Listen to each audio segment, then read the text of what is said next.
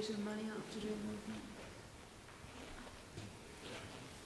Dulk, Nyaranyek Zareen, Lairuki Wachapaliken, Gianyan Jalingi Warkaya, Wadawarangich Jakatanak. Hello, my name is Zareen and I'm a proud Wachapalik woman. I also speak the Warkaya language, the language of my ancestors. And if we know anything about the history of Australia, the effects of colonisation, we once had 600 Aboriginal and Torres Strait Islander language groups. Today, we have a mere 30 in existence. My language is being rebuilt, retaught to community, and I am honoured and privileged to be able to speak my ancestors' tongue for you all. But tonight, we are gathered on the traditional lands of the Wadawurrung people. They are the traditional custodians of Ballarat. In Wadawurrung, Ballarat means resting place. I pay my deepest respects to the elders past, present, and emerging.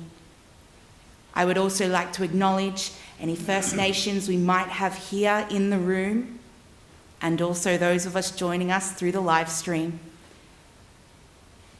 This always was and will always be strong and proud Aboriginal and Torres Strait Islander land.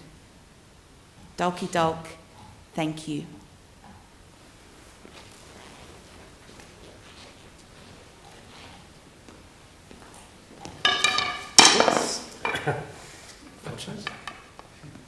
Robert Tudor's balance roll. Absolutely, Robert Tudor's balance roll. So, welcome to Journey to the Southern Cross, Part 2, What Lies Beneath. For those of you who haven't seen role-playing games before, tonight our party of adventurers will need to solve a mystery, have an adventure, and they'll have to improvise what they will do because, to the most part, their success or failure will depend on the roll of a dice. We are using the game system. We've been allowed to use the system Alas for the Awful Sea by Story Brewers Role-Playing, produced by V. Hendro and Hayley Gordon. And I would now like to open our event by the musical accompaniment of Bruce Waldron.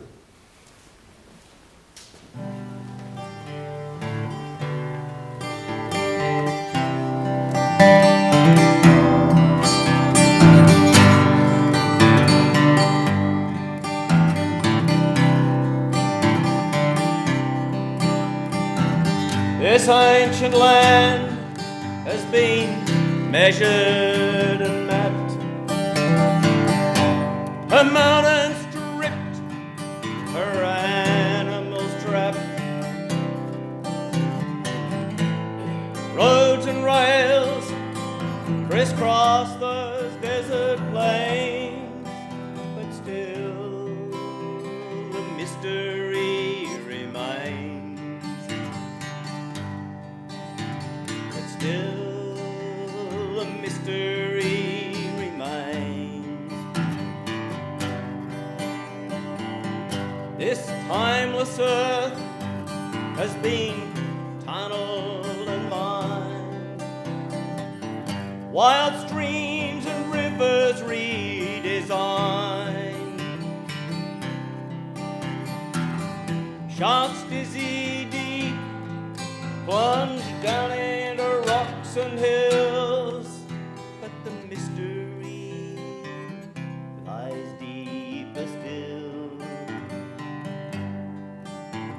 The mystery lies deeper still. Her ancient forests have been felled,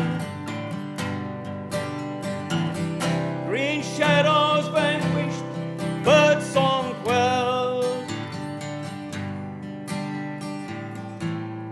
Bleak buildings rise in grey cold tides, but still the mystery abides. But still the mystery abides.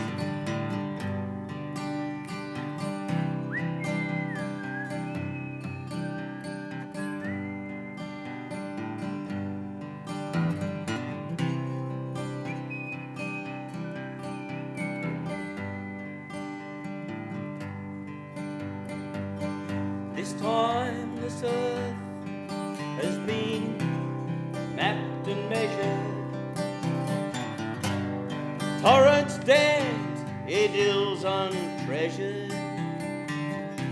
The analyst notes and the historian explains, and still the mystery remains. And still the mystery remains. And still the mystery remains.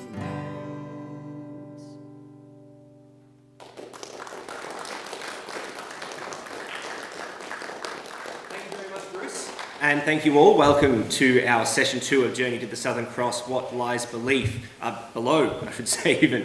Now, during our last session, the party we have here at the table arrived in Ballarat in mid-October 1854 to witness the burning down of the Eureka Hotel, a very famous historical event here in Ballarat. But I should say, speaking of historical events, we have, for any history buffs out there, we have played a little bit fast and loose with a few historical facts just to tell our story nicely. So if you do catch anything that you think, oh, that's not quite right, just bear with us. We are just having a bit of fun telling a story as we go. Now, why don't we start off by introducing our party here at our table, starting off with Mr. Arthur Burke. I'm Arthur. I was a gamekeeper and a hunter in England before I headed out to Australia on an ill-fated voyage. Unfortunately, we foundered off the coast of Victoria and sank. We all survived, luckily, but some of the people on board weren't so lucky. And after that, we set off on foot to Ballarat, and we were assaulted by strange occurrences. We were set upon by a merchant keen on hornswoggling us. We ran into a notorious bushranger who threatened us, but he's as cold as a wagon tyre now, in the ground. And then when we got to Ballarat, the constabulary tried to rob us as well. And yeah, but things have been better since then. I've been made a small claim, and I've headed out to the bush to find out what this land is about. And so far I've discovered heat stroke, sunburn, big spiders, and dangerous venomous snakes. So I've still got a bit to learn, but some of the locals are showing me around, and I've talked to some of the local Aboriginals, and they're very helpful. So I'm back in town to rest and have Miss Wallace look at a nasty rash that I've got. But thank you. Thank you very much, Mr. Burke. Now, Lily, would you mind introducing yourself to our audience? 你们好, good evening. My English name is Lily, but my Chinese name is Hong Chunhua. You may already know me from my shop here in Ballarat, where I sell to miners. Many times my customers come in and they ask me, where am I from? So I tell them, I come from China. I leave China after my husband died from a snake bite. Oh. When I come here to Ballarat, I'm very busy. Go to Melbourne many times to get the best deal for my customers so they can pan for the gold. But this is not interesting. I let you listen to my other friends. Thank you Mr. very much. McCallum. Take it away, Mr. McCallum. Oh, I'd be delighted. Caleb McCallum, a scholar, philosopher, published, poet, neither of which vocations of which my father was particularly proud, unlike my very real and very authentic Scottish accent, for example. I came to Australia to make a name for myself as a great mind in a new land, and fell in with these fine folk aboard the Billy of Tea, and all the adventures we've had. Since we've been here, I found it quite a challenge to find myself in academic circles. And I've spent some time out in the bush and on the diggings, putting to paper my thoughts on this wonderful land and its unfortunate peoples. And of course, I've made a fine but rivalrous friendship with that Italian rabble-rouser Carboni. He can put together a fine tune, but to be honest, the man couldn't string a sentence together to save his life. Thank you, Mr. McCallum. And now, Mrs. Constance Wendell, if you introduce yourself. I am Mrs. Constance Wendell, a young and recent widow. I came out here to the colonies from England after the untimely death of my husband. Since being in Ballarat, I've been learning all that I can of the indigenous plants, herbs and poisons. I've spent time with people from many countries while out here, including the local Aboriginals, learning about their medicines and their practices. Thank you very much. Now we will start our adventure this evening on the 2nd of December 1854, which is a Saturday in Ballarat. Now those of you who know your history will know that by the 2nd of December 1854 there was a lot of political and social tensions happening in Ballarat. The Eureka Rebellion was at its absolute height. A lot of things had been happening. The diggers had sworn an oath underneath the flag, and the bunkhouse closer to town that Mr Arthur Burke has been staying in while he's in Ballarat has been uncharacteristically empty, which suits him just fine. Now the bunkhouses in Ballarat, they're a place that diggers would stay to perhaps have some more amenities, be a bit closer to town than pitching up a tent out in the middle of the bush closer to their claims. However, of course, they're all pretty much staying at their camp out in Eureka Lead these days. The other party have been staying elsewhere. Lily has got a small shop on the outskirts of town. Constance, I do believe, has been staying in a tent a bit further out of town, and Mr Caleb McCallum has been taking up lodgings in Lily's shop as well. But they have all come out this morning, on Saturday morning. The sun is shining. Summer has certainly begun here in Ballarat, which is rare enough, I suppose, for those that live here, as you'd know. But they've come out to meet Arthur Burke for breakfast, to have a nice billy of tea outside the bunkhouse by a campfire. They're having a lovely conversation, catching up, as they might not have seen each other for quite some weeks or even a couple of months since they first arrived in Ballarat. As they're having their conversation, they see coming from up the main street towards them a very cheery fellow, very gaudily dressed, one might say, somebody they recognise. It is the energetic man who saved them from the corrupt police who tried to solicit a bribe from them as they arrived in town some months ago, Mr Raphael Carboni. And as he wanders up the street, he sees them sitting outside and he recognises them. And he says, "Ah, very good to see you. You, Mr Sir Caleb, I have not seen you for a few days, since the monster meeting on Wednesday night, was it not? I saw you there. Aye. Bad business. A big license hunt the next day, I believe. They caught and arrested many diggers. Sad times. But never mind that. Mr. Arthur Burke, it was not. Yes, I heard you're getting to know some of the local diggers. Yes, you're not starting trouble with them, are you, sir? No, I'm staying as far out of it as I can. It's probably a good idea. I know people haven't always appreciated your different perspectives, sir. Never mind all of that. Lily, I hope your business interests have gone well. Oh, very, very good. You must come in. I give you a special discount. Oh, I am always very appreciative of a discount there. Thank you, Lily. Now, Constance, you make me a little bit uncomfortable, if I'm being perfectly honest, but I am happy to see you all the same. Now, I wish we had time, as I see you by chance, to sit down and have a meal and to talk, but, well, I have been very busy with happenings at the Eureka Lead camp, as I'm sure you can imagine. You're sure I cannot convince you to rally with us? No? It's unlikely, Mr Carboni.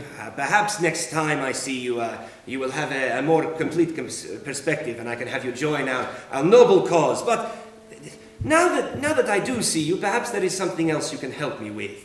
There is an old acquaintance of mine from my time living with the lovely Aboriginal people around here in the colony of Victoria some time ago, but they have asked me for help and I have not the time to help them. I am caught up with revolution and some such.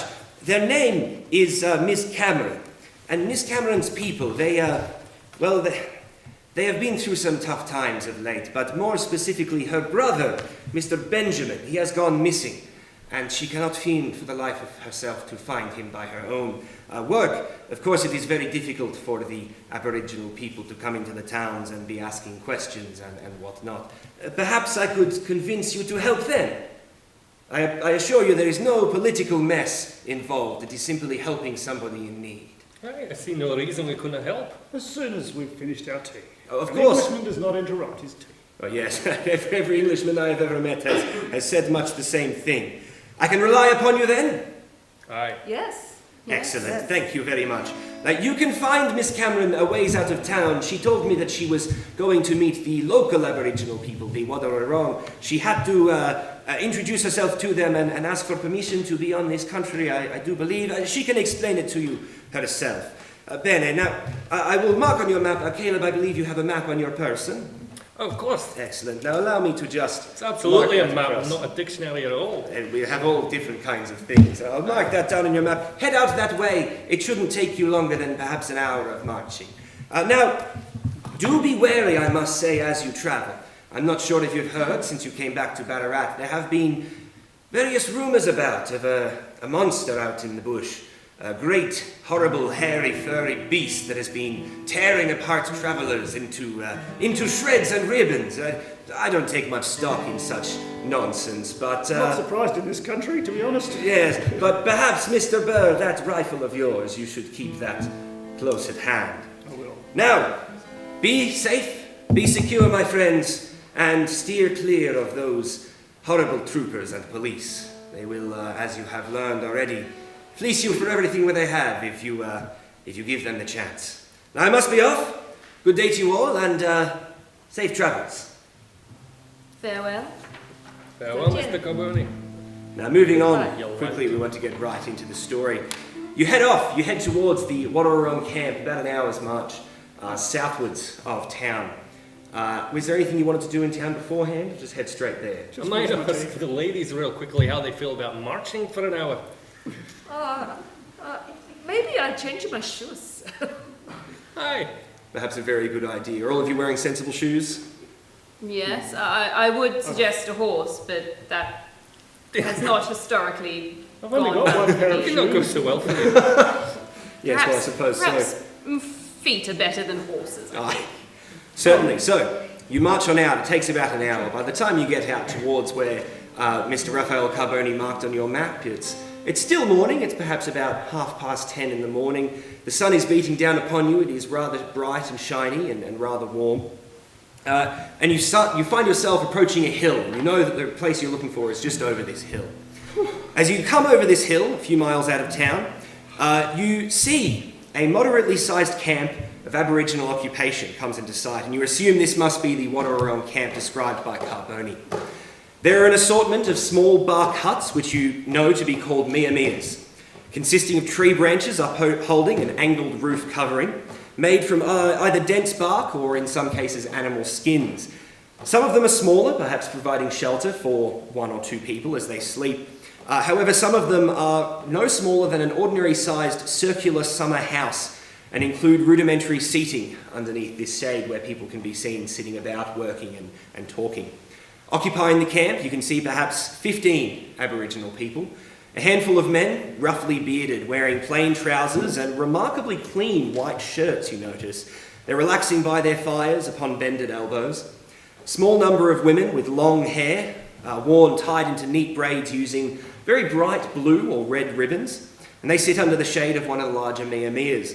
One seems to be working on a large animal skin blanket, most probably a possum skin blanket. These are known for their excellent warmth in the Ballarat cold winter climate. As you begin to descend the hill, a few of the inhabitants catch sight of you. They say nothing, they take no action, but their conversations stop and they observe you with clear tentativeness. As you see, a young Aboriginal woman comes into view from behind one of the larger miamias. She appears to be bidding farewell to an older gentleman with a thick white beard. Now you can't hear from this distance what is being said, but an air of thanks from her is clear as she turns and begins to walk in your direction. Soon after, as she approaches you, she catches sight of you. Hesitation from her turns to realization. She approaches you at a quick pace. Throughout the conversation you're about to have with this woman, you notice the inhabitants of the camp relax a bit, but they continue to observe as they work or talk. Now you would introduce yourself, Mark. Dolk, hello.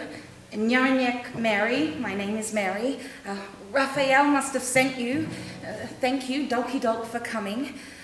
I had to speak to a local elder to grant permission to be on these lands, as I am Watchabolik and not Wadawurrung. But he also, he gave me some information about my brother. My brother was last seen here on Wadawurrung country with a group of four rough diggers, two scruffy men with long, greasy black hair, one bearded and one younger and bearing only a short scruff on his face. There was one ginger Scotsman, very large build with a moustache, and a scrawny blonde with a clean-shaven face. The elders tell me that he was last seen heading into the town with these four rough diggers to get supplies. Mrs. Cameron, fret not. That's a lot of very fine information you've accumulated. Yes. Well, How long ago was this? not very long ago at all.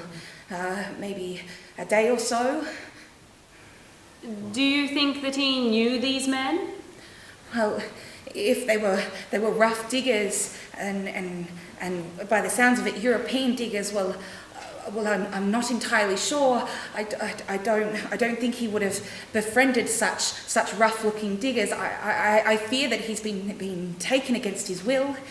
And into town, you say? Into town, yes, Well, to then- get supplies. Then to town we shall go. We should ask what your brother looks like.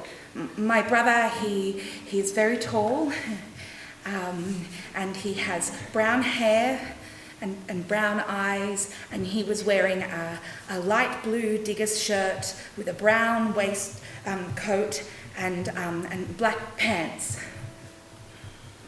And his name is Benjamin. Benjamin Cameron. He's my brother. Very good. Now, as you are heading back towards town, of course, you know that he wants to purchase supplies. I might get one of you to make some kind of roll to figure out where the best place would be to purchase supplies in Ballarat, and we'll see how you go. I From think this as little shop. a merchant. I'll give you another +1 as you're also a merchant. I might know. So it's not a specific action, but make an argument, I suppose, for which one of your statistics you'd like to use to make this knowledge roll. I could use my beyond Beyond? to try to determine which shop maybe an Aboriginal man might take these four bad Very good. men. Now, They probably want cheap.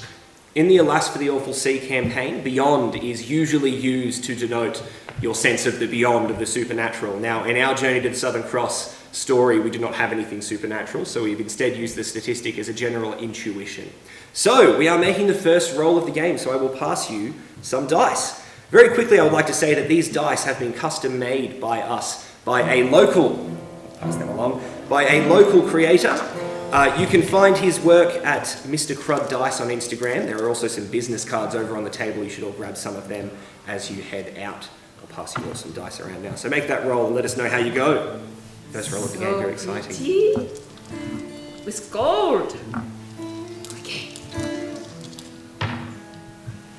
Ooh. 13. 13. 13! You know, that's an absolutely fantastic roll, very well done. You know straight away that the first place anyone goes for supplies in Ballarat is the Clarke Brothers Grocery, which is along the main street of town. So you head straight there to the Clarke Brothers Grocers. A storefront along the main road with a tall facade reading Wholesale and Family Grocers, Clarke Brothers. There are tables outside the main doors, holding up boxes of assorted fruits and vegetables, apples, oranges, lemons, carrots, sacks of potatoes. Now you know that at this point in time, these vegetables and fruit can be a fairly expensive commodity for some people, so to have a store so well stocked is a really fantastic sign that it's going to be very well patroned.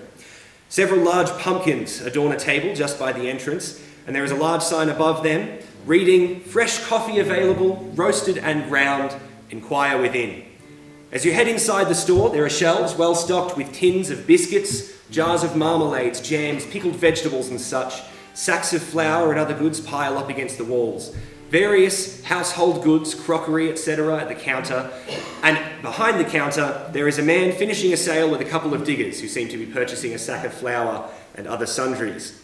The diggers leave, nodding politely to you as they do, and the shopkeeper addresses you, seeming a bit surprised to see a group with two European men, a European woman with a Chinese woman and an Aboriginal woman as well. A very strangely diverse group to wander into his store.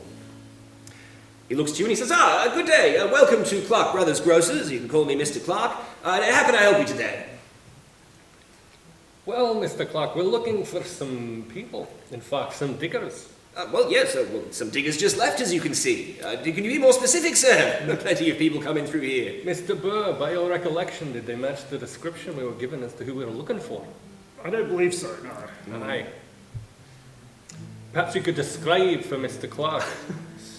We're looking for the brother of this lady, named Benjamin. So a young Aborigine then, I imagine? Yes, Benjamin is his name. Benjamin. Yes. And 4 others potentially, 4 other diggers with him. Looking for supplies they were. It sounded like quite an endeavour. Sounds like your shop would be the ideal place for them to arrive at first. Most recently. Yes, within the last day or so. Last day or so, a group of diggers with a young black fellow. 4 diggers. I just can't quite remember. Now, if you would excuse me, I do believe. I want to pass this over to you, actually. Have a look there, keep any clues there.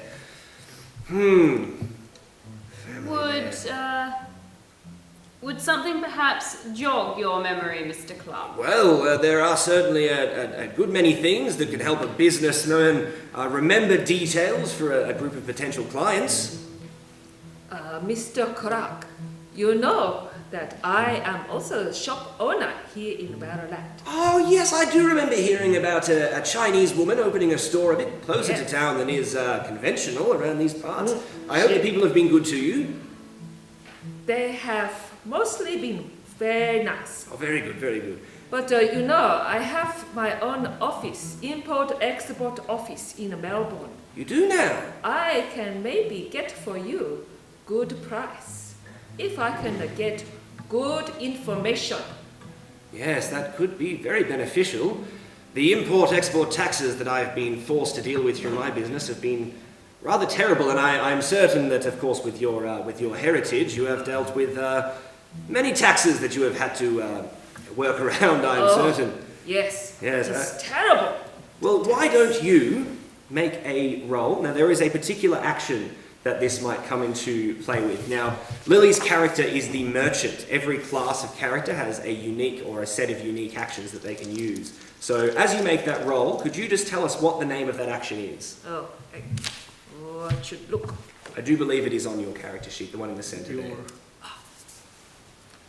Perks of business. Perks of business. So go ahead and make your roll. Let's hope it's another good one. How did you go? These are not a lucky dice anymore. What did you get? These are terrible dice. I want more dice. What number did you roll there? I roll a 3, but I get 5 altogether. 5 altogether, so that is a failure. So Mr. Clarke's response to you. Now, look, to be perfectly honest with you, Miss, what was your name again? Miss Lily. Miss Lily. Now, I find it very difficult to believe that you, as a Chinese person that has to deal with many taxes as you bring things in and out of the country, could be any help to me at all. Now, I will be fair to you, because I can see that this lady is in some distress. I don't want to waste your time entirely. There was a group, as described in my store the other day. The reason I was reticent to say anything about them was because they caused quite a bit of ruckus. I caught the blonde one trying to lift something from one of my shelves, which I do not appreciate. Now, if your brother, was it? Yes. Was any part of this group, then I would encourage you to find him and tell him to find better friends. Now, I do believe one of them was carrying a hat box, potentially from one of the Criterion stores along the main street, and one of them was complaining about some jewellery that the apparent leader had purchased. Perhaps you could try one of the jewellery shops. But otherwise, if you're going to come in here, not purchase anything, and waste my time with such nonsense business acumen, then I would ask you to leave. Good day to you. Well, that's something. We should perhaps go on from this place and try one of those 2 locations. I mean, Yes. we can't waste too much time. Now, speaking of time, we want to keep things quick, so I will make, with your fantastic earlier role of your knowledge of the stores around Ballarat, you are well aware that there are 2 major shops that you might want to have a look at, or at least have a look at one of them to try to get some of your information. The first shop, somewhere where somebody might have gotten an expensive-looking hat box, would be David Jones' Criterion store. Your other option, if you want to chase up the jewellery angle, would be Reese and Benjamin Jewellers' shop. So you can head to either of those stores and try to speak to the store owner to see if you can get some more information. What would you like? Well, I think if they're carrying a hat box, it's clear they've recently purchased a hat. I'd say we head to the Criterion store. Criterion store? I would counter that. I think that they would, well, they had been to the hat store before they arrived at the general store, but they did talk about the jewellery, so they probably went to the jewellery from here. Hey, well, why not go to both then? Perhaps we choose the hat store first, and then the jewellery store. Which one is the closer? Yes, that's my question. Let's go to the closest one. The closest one would be Clarke. Sorry, we're at Clarke Brothers Grocers. It would be Reese and Benjamin's Jewellers. Yes. Right, well, I say we go there first. Very good idea. All right. You head to Reese and Benjamin's jewellery shop. The jeweller's shop is a small corner shop, the facade above the door reading Reese and Benjamin, watch and clock makers. A poster upon the wall reads Time Works Wonders, a clock for 15 shillings, guaranteed at Reese and Benjamin, watchmakers, jewellers, etc. You can also see an assortment of newspaper articles up in the store, the window, which you don't have time to read them right now, but they seem to be nonsense about some horrific attacks out in the bush and claims that it's a bunyip or some other local monster, but as Carboni said, it's probably best not to take too much stock in such baloney. Now as you approach, you see through the window there is a lady behind the desk, a very small area. Just behind some display cases as you go inside, you see they contain an assortment of rings, pins, brooches and fob watches. Small wall clocks tick quietly in unison upon the 3 rear walls, and the largest case in front of you showcases a dozen or so fob watches in gold and silver. The woman behind the counter addresses you as you enter. Ooh, customers! You look like a good lot. How can I help? Welcome to Reese and Wife, Jewellers. Well, as I well just as... added the wife bit, sorry. That's fine, as well as perusing your fine establishment here. Well, actually... You're here to buy jewellery, are you? Well, we'll certainly be looking around while we're here. In the meantime, we are also inquiring as to some other customers that may have passed by. Oh, I don't know anything about other customers. I'm sure you would recognise these customers. Would I? Aye. Well, what's it worth to you? It's worth the information that we're going to ask for. I can offer you some tobacco. How about you have a look at what I've got for sale, and maybe we can have a bit of a discussion about who may or may not have come in. Oh, did you hear the gossip? We don't have time for gossip. You always have time for gossip. No, it might... Hang on. It might be pertinent. Yes, it is pertinent. Fine. I'd hope so. It'd better be important to the plot. I don't know why we're actually spending time on it. That would be great. The plot. The plot of life. Right. So, have you heard about the bunyip southwest of here? Aye. The one that's talked about on all these newspapers. Oh, so you have heard about it? Absolute nonsense. It's not It's nonsense. just there. Of course it's nonsense. What is have you bunyip? heard? Well, it's a monster of some sort. There's no bunyips on this land. The country's full of monsters. That's just make-believe. Maybe you mistook it for something else. Well, no, it's just gossip. Everyone is talking about it. I believe Mrs. Wendell would like to say something also. Take it away, Mrs. Wendell. Well, what have you heard about this bunyip, Mrs. Rees? It's just that it's attacking people southwest of here. Why, what have you heard? Much the same, really. Oh, well, We're on the same page then. Sounds like more of a direction than a page, I was thinking. But Are you here to buy jewellery or what? Does anyone really want some jewellery? I've got some fine rings. Not at those prices. I could always do with a new ring, I suppose. That will come out in the morning eventually, after all. This was a nice silver one.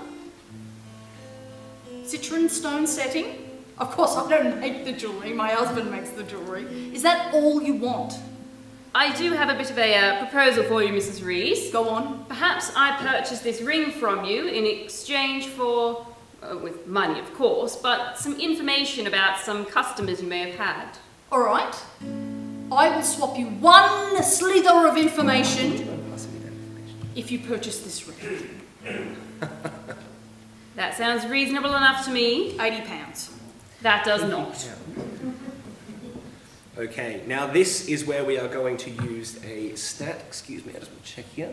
It's not a specific roll. I'm going to have you roll for beauty, Constance, to have a bit of barter here.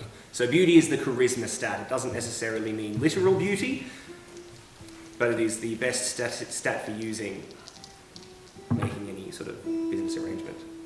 That would be altogether a 10. A 10, that is an extreme success. So, Mrs. Constance Wendell purchases this ring for a mere £1, for how Are you kidding? expensive this ring is. £1, which is actually a lot of money at this point in time. Right, But go on, there you take go. it, take it. Pass that over there.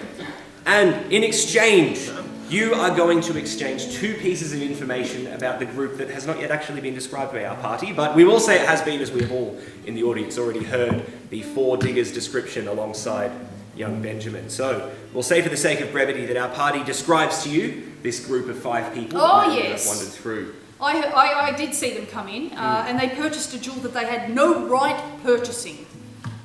What do you mean? What might that have What do you been? mean, what do I mean? What did they It purchase? was a very expensive jewel. How expensive? Way more expensive than More what than you paid for £80 that ring. for a £1 Way ring. more than £80. What was it? Well, it was a beautiful necklace, wasn't it? Was it a I brooch? do believe it's written here. Is it? Who are you talking to? Oh, it was a brooch. Yes, it was a ladybug. Husband. Of course. Get out of the store. Well, please. Right. In the shape of a ladybug. It's getting a little warm in here. I feel like we should get out the store, perhaps. Alright. Now, did you perhaps hear any conversation from these 4 diggers? Did I? You did. But did Oh, you is have that the some kind of second piece of conversation? information that I'm supposed to give That's to the you? second piece of Surely. There's information. another bit of So I information had on the diggers. This information right there. That Husband, one. what are you doing? And I'm also going to get you We've to got say 5 that one. potential customers here, and you're just playing with the ledgers, are you? There's more information to give. All right, the gift came with a card. It said, "To Hattie, the brightest jewel in Ballarat." Hattie. Do you know any Hatties? Do I? Yes. Make a roll. Empty box? Go on, make a roll. We'll call this an untrained knowledge roll. No. you don't. She does not know of anybody. No, I called don't know Hattie. any Hatties. No. Well, funnily enough, we're about to head to some kind of store for hats, the millinery, I believe. I'm not sure there's a connection, but The Criterion store? There's quite literally a connection there, Arthur, but oh, that's fine. I think the Criterion What's store's right closed there? right now. What? Closed? Would it be closed? It might I think be. it's closed. Yeah, we all shut at the same time. It's about 20 to 8. When can we expect it to be open again? Oh, well, not any time in the next 2 hours, that's for sure. so do you have any idea where these gentlemen went after they left your store? Did they say anything about where they were going? Well, look, I imagine that a brooch that hideously grand was probably purchased for some cheap floozy, and I would suggest you probably go to the Criterion store. No, not the Criterion, the Charlie Napier. Criterion's shut. Go to the Charlie Napier. Aye, the Napier it shall be. All right, moving swiftly on. So, you didn't have the greatest success finding information. There certainly was more information you could have gotten from that location, folks, but indeed your fate is in the hands of the dice, and the dice were not particularly kind to you throughout this entire endeavour. So moving on, we'll be popping that one away, going straight to the Charlie Napier Hotel. Now, as you head along the main street of Ballarat, the Charlie Napier certainly does stand out as a hub and hive of activity. had to stop myself from saying scum and villainy for a second there. The Charlie Napier, a large wooden building along the main street of Ballarat. A bright sign above the door reads Charlie Napier Hotel, with a smaller sign just beneath reading John Gibbs, proprietor. Even now in the mid-afternoon, the clamour coming from within is audible from a short ways up the road. Upstairs is a Masonic Lodge, and there are numerous rooms out the back for people to stay. Entertainment here often includes performances in the way of music, dancing girls, and ballads, especially those written by somebody called Charles Thatcher, very common and popular here. There are also often other entertainment venues here, performances, plays, interesting exotic animals occasionally, although not at this current time. Even in this strange time of political upset and social upheaval, it is still very, very busy in the Charlie Napier Hotel. It seems like during the day, when the diggers are concerned about being arrested for not having gold licenses, all kind of tyranny from the police, there still isn't really anything quite like going for a bit of a drink and seeing a show on a Saturday afternoon. You head on inside, the air is thick with cigar and pipe smoke, and the clamour of revelry and conversation adds to the din of music. The bar is a flourishing hive of activity, patrons varying from barely cleaned up diggers having a drink and playing cards at tables, to well-to-do townsfolk enjoying an afternoon port, to extravagantly and somewhat tastelessly dressed diggers, clearly fresh from a successful dig and a visit to a clothing store along the main street. Some of the dancing girls are working the bar, hoping to make it rich, perhaps marry for wealth, or at the very least get some free drinks and trinkets from admiring men, and the bar itself being tended by an energetic man with a filthy cloth hanging from his belt. As you enter, a new act steps up onto the stage beside the seating area. And this, folks, we're going to have a break in a moment, but first, another musical interlude by our musician, Bruce. Just sing along with me in chorus. Much the worm.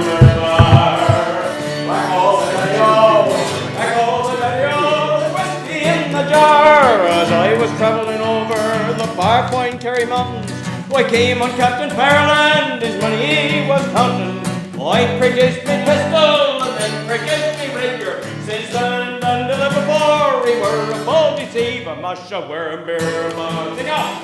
Whack all the daddy-o, whack all the daddy-o, there's whiskey in the jar. Masha worm beer bar. Whack all the daddy-o, whack all the daddy-o, there's whiskey in the jar.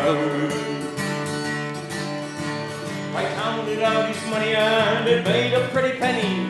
I stuck it in my pocket and I took it on to me Jenny. She sighed and she swore she never would deceive me, but the give or take the women for, they never can be easy. Push a rear bar. Whack all the daddy-o, whack all the daddy-o, there's whiskey in the jar. Push a rear bar. Whack all the daddy-o, whack all the daddy-o, there's whiskey in the jar. Enjoy the hospitality, ladies and gentlemen. Thank you very much, folks. Now this is where we are going to break for a quick 10-minute break. Head off, run to the bathroom, get a drink of water, whatever you need to do, and then come back in and join us in about 10 minutes. On the earlier side of 10 minutes is preferable, and we will continue our adventure and see if young Benjamin Cameron can be found safe and well by our brave party. Thank you, folks. Masha wormer bar, join in, whack all the daddy-o, whack all the daddy-o, there's whiskey in the jar. I went up to meet chamber, afar to take a slumber. I was dreaming of gold and jewels, and for sure it was no wonder. And Jenny stole me charges, she filled them up with water, then called for Captain Farrell to come ready for the slaughter. Musha ring 'em beer bar, whack all the daddy-o, whack all the daddy-o, there's whiskey in the jar. Musha wear 'em beer bar, whack all the daddy-o, whack all the daddy-o, there's whiskey in the jar. Early in the morning, just before I rose to travel, up comes a band of footmen, and likewise Captain Farrell. I produced me pistol, cause she'd stolen away me regular, but I couldn't shoot the water, so a prisoner I was taken. Musha wear a mirror bar, whack all the daddy-o, whack all the daddy-o, there's whiskey in the jar. Musha wear a mirror bar, whack all the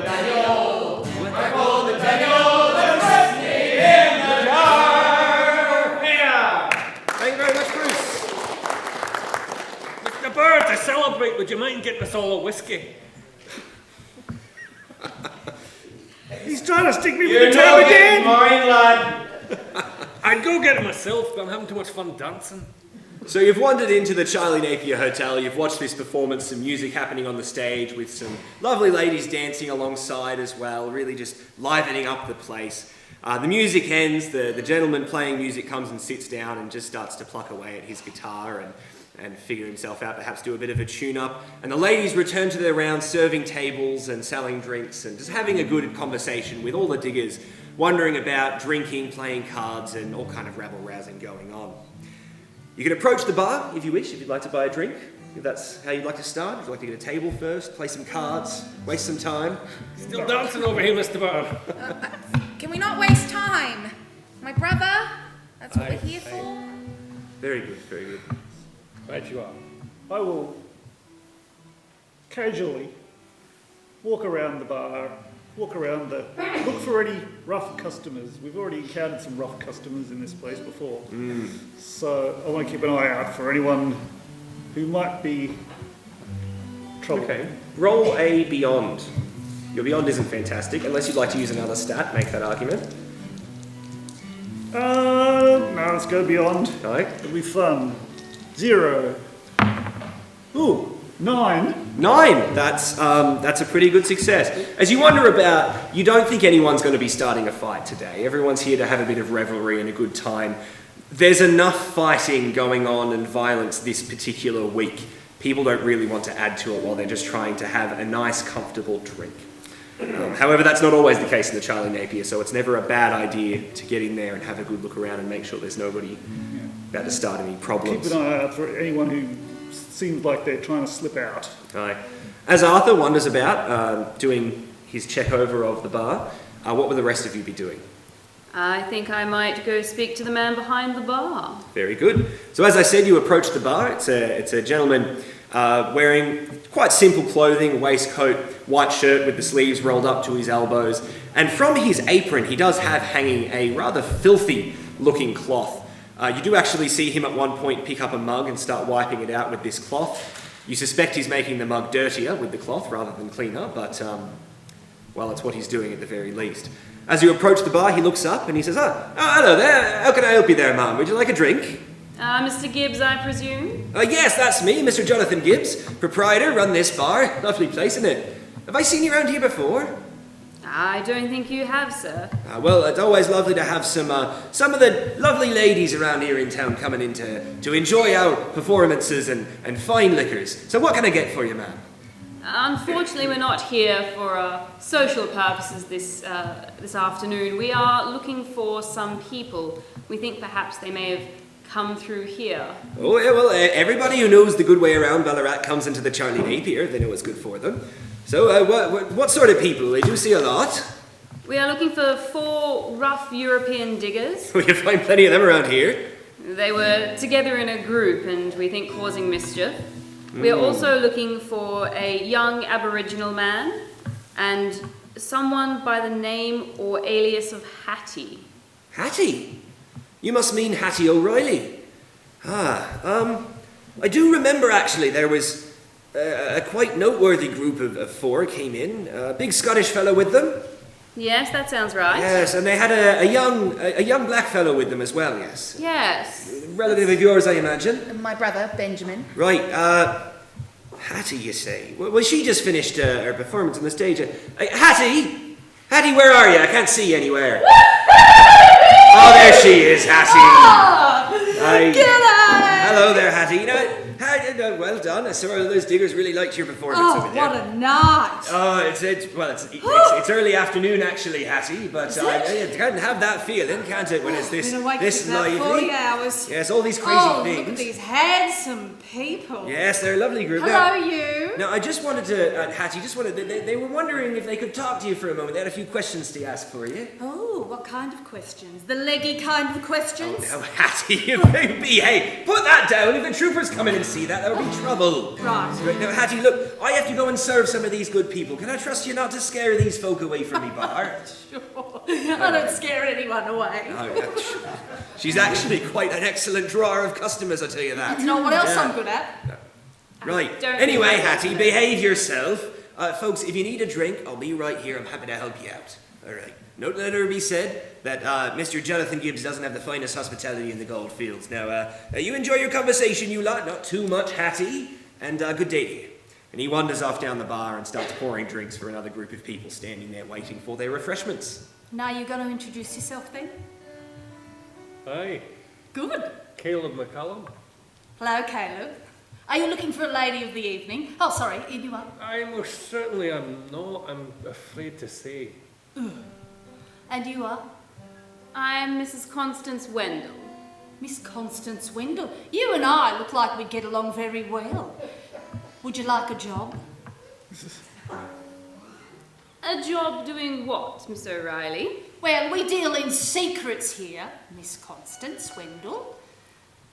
Secrets? Yes. That seems like a And dangerous job. Oh no, it's not dangerous. Not for the right kind of money. What sort of secrets do you deal with, Miss O'Reilly? Oh, well, I've got quite a few secrets I could give you for free. Would you like to perhaps do one of your particular actions there if you're trying to gather information, gossip and secrets? Just have a look at the confidant. So each character in the Alas for the Awful Sea system has 2 character sheets in a manner of speaking.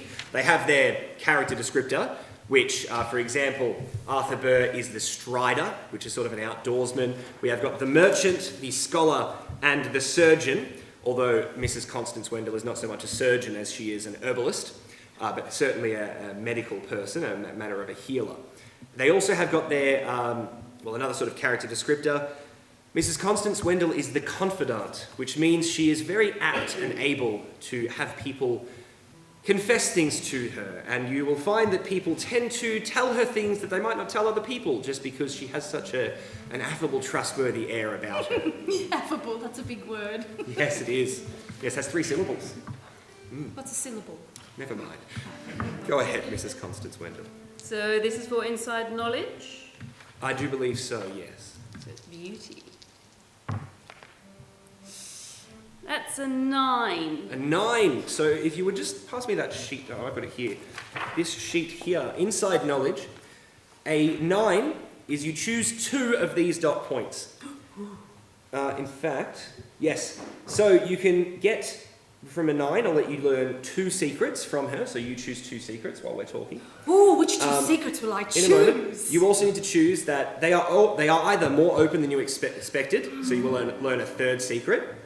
They don't become suspicious of your motives, which means that after you have this conversation, she will still trust you.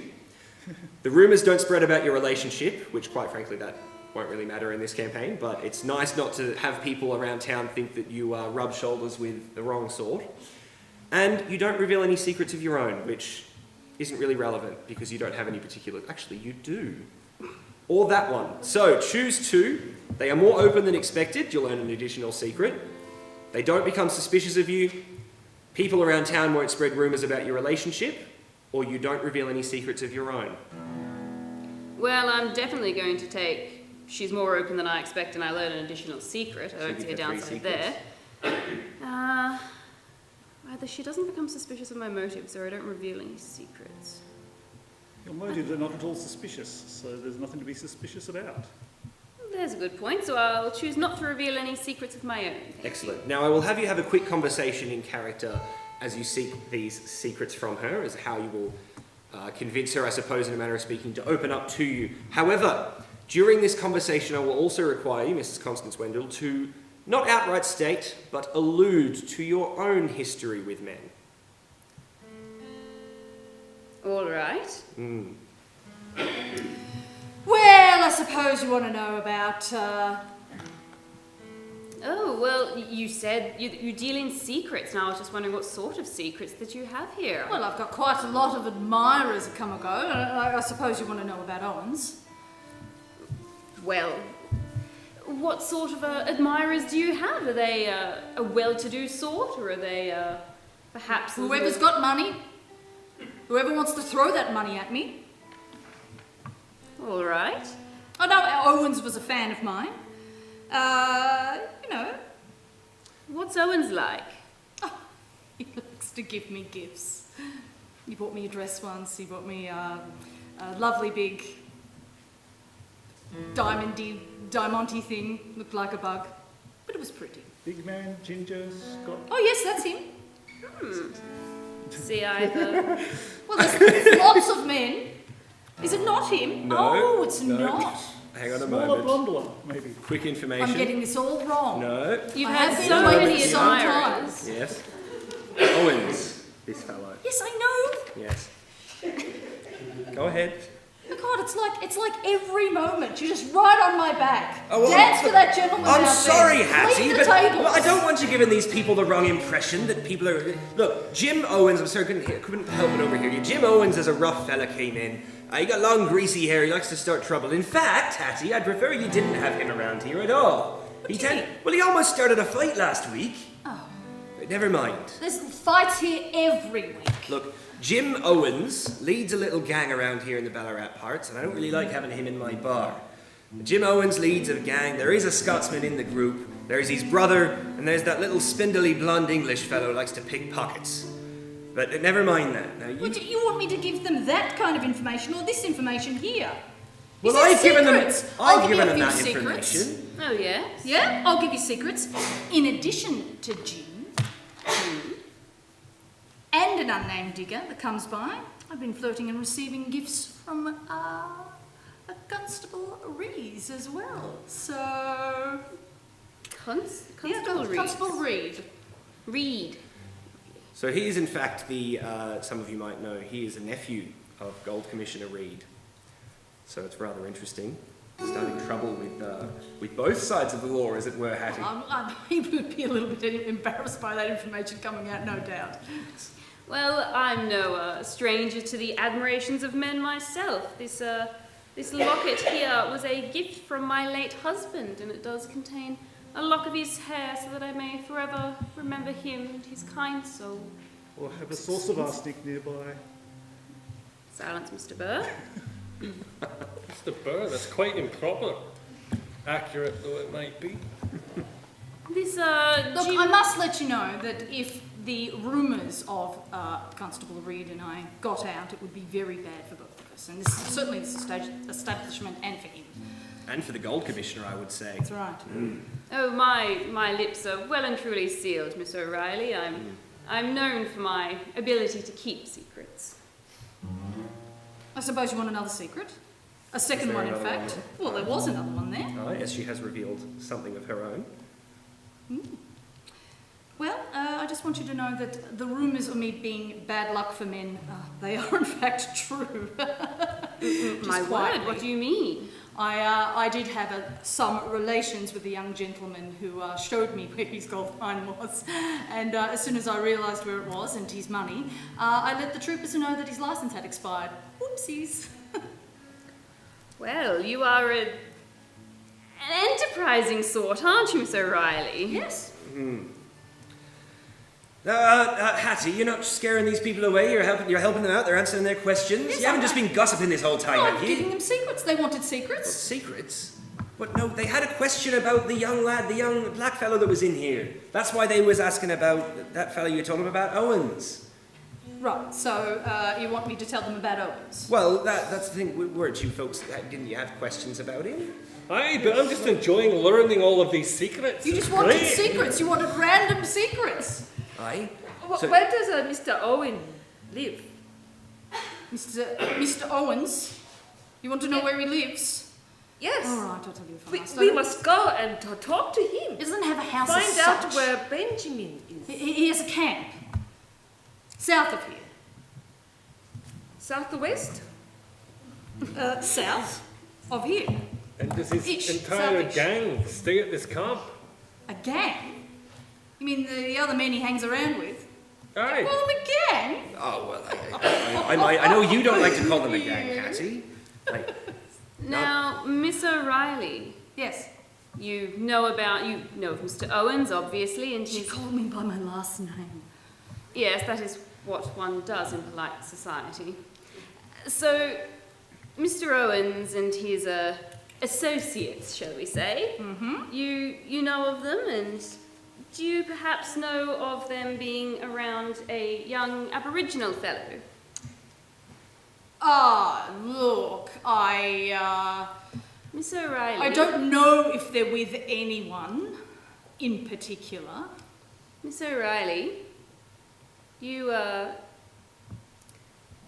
in with the troopers. In what way?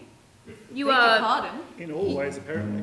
You are in their good books, shall we say. I am also quite friendly with the troopers, not in the same way that you seem to be.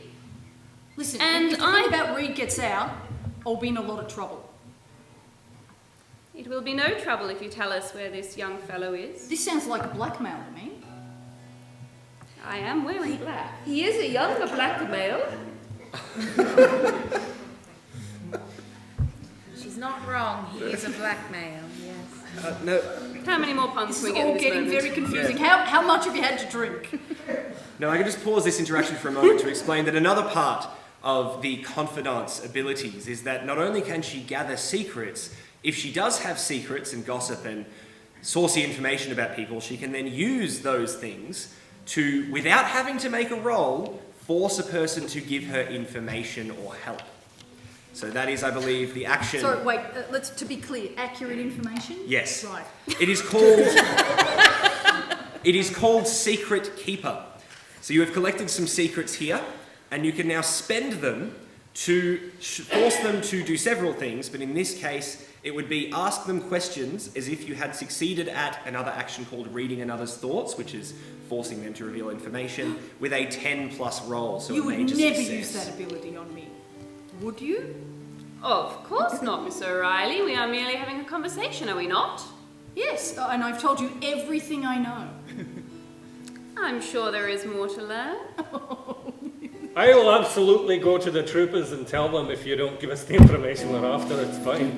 I don't believe you. These puppies say you won't. Family friendly there. I see the hounds. It's unsanitary.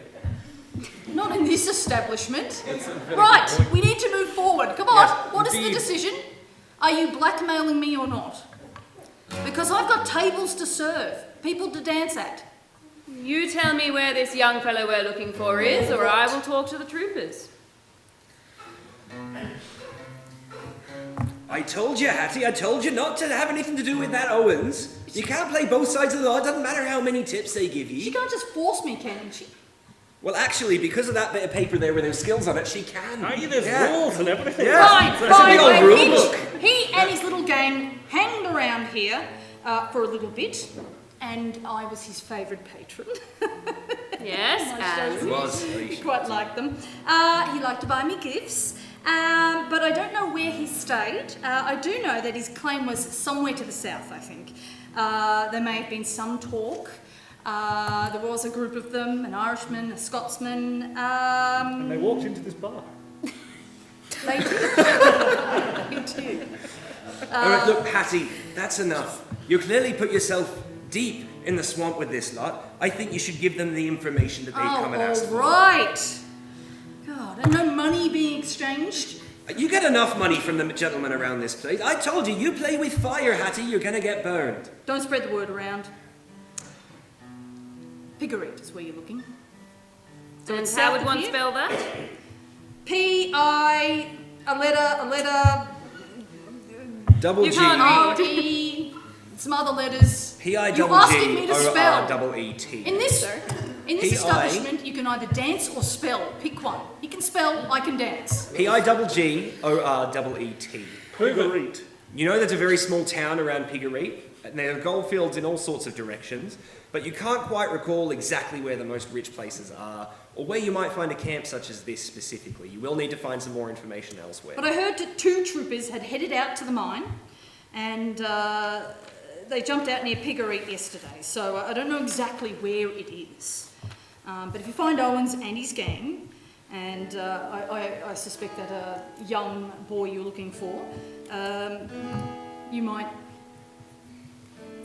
What was this Find them young in boy Piggereet. doing with them? Was he there? Well, I don't know what he was doing with them, do Did I? he seem at ease? Was he there under his own All I'm volition? suggesting, and I may have heard it from a trooper or two, that they are looking for a gang, and they may have a young boy with them, all right? Look, The troopers are looking for them. Oh, this is getting better. the troopers were looking for him, actually. I think the troopers have been on Owens' case for quite some time. But I will say, last I heard, quite oftentimes, unscrupulous gangs will, well, they'll ensnare the help of Aboriginal fellas to help them get around in the bush and find gold that the other Europeans don't know about. Things like that. Miss Cameron, if your brother is found with them when the troopers arrive, Well, I'm sure it's not free will.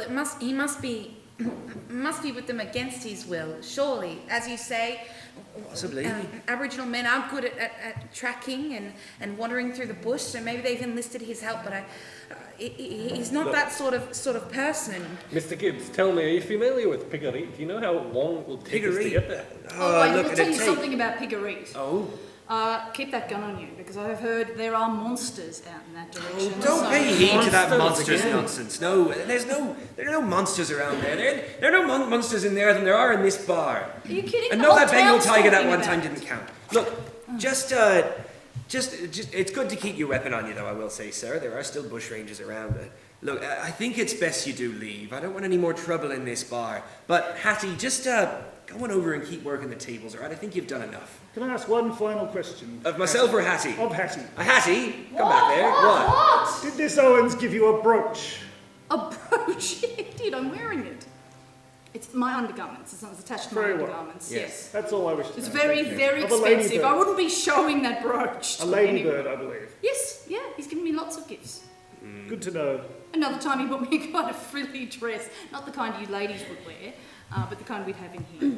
Thank you, Miss Hattie. Is that all? Yes. That'll be all, Hattie. And look, I right. don't want to see you around anymore, pushing these secrets out of me, forcing me in some kind of blackmaily sense to say things I didn't really want to say for the sake of the game moving forward.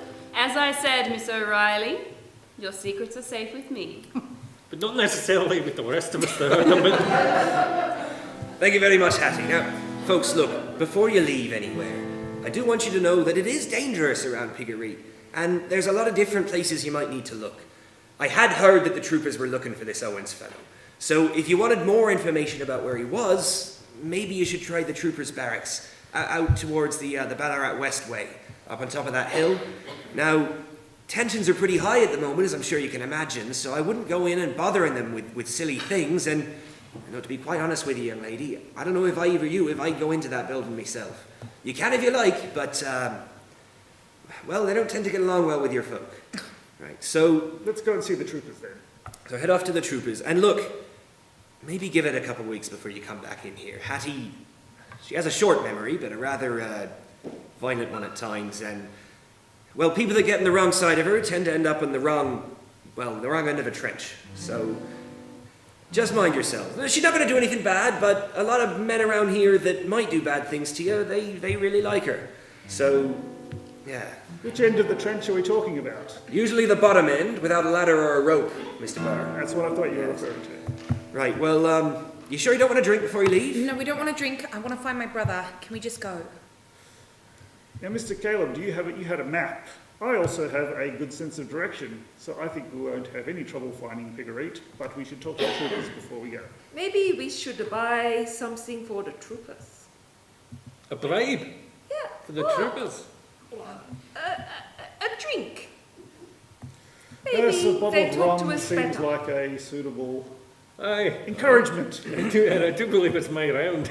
To loosen their lips. So is that you, Mr. McCallum, you'd like to buy a bottle of rum? Aye, Mr. Gibbs, I do believe we'd like to acquire a bottle of rum. Aye, I got a lovely bottle of rum here, my finest bottle of rum, in fact. That'll be 23 shillings, sir.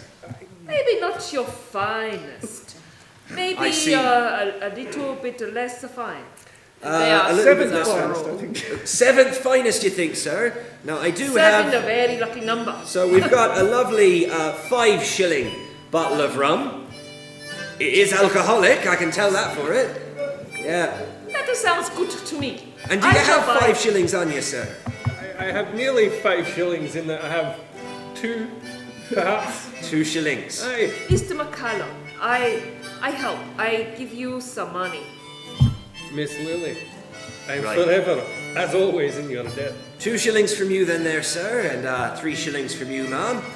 And always lovely to have a little bit of different people here in the diggings. We're always just European folks and whatnot, so it's very nice to see you, Mum. Yeah. Thank you very much. Yeah, anyway, don't let it ever be said, as I said earlier, that Mr John Gibbs doesn't have the best hospitality in the goldfields.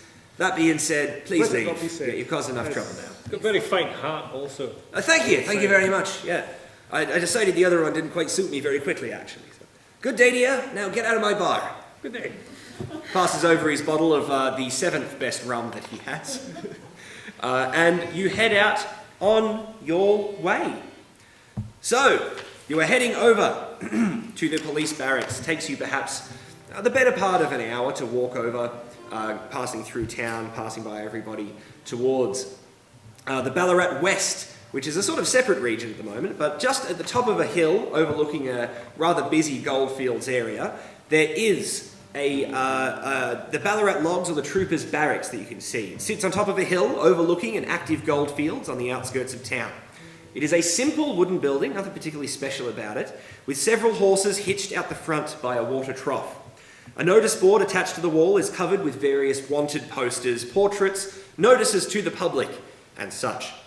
For such an apparently vital public building, you notice, however, it seems to be in quite a state of disarray. There's a lot of mess out the front. There doesn't seem to be a lot of troopers in the actual area. Perhaps they're all busy elsewhere doing things. Now, as you approach the door, a woman comes in wearing a fairly plain skirt, but with a colourful waistcoat over a shirt.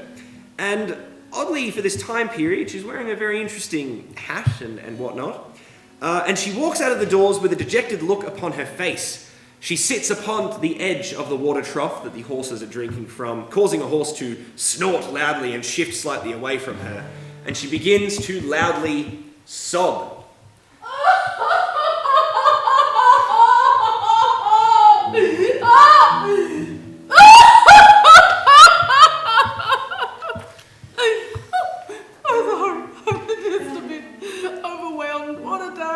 Overwhelmed by what, may I ask? I feel it's important to do so. Yeah, well, you see, I work in circus, you can tell, yeah? It was quite evident. Is it the glasses? Absolutely. Yeah, I work in circus, and, well, you see, we just had our band was marched out of our circus, as well as our big top, and taken right down to the Eureka Rebellion. Awful, and this comes on top of the fact that only a week ago someone came into our circus camp and stole the ringmaster's bejeweled ringmaster stick, you know, the one he twirls around. Sobbing, what a sad day. And then, to top it off, my beloved muffins. What is a muffin? Oh, he's just an adorable little, fluffy little kitty.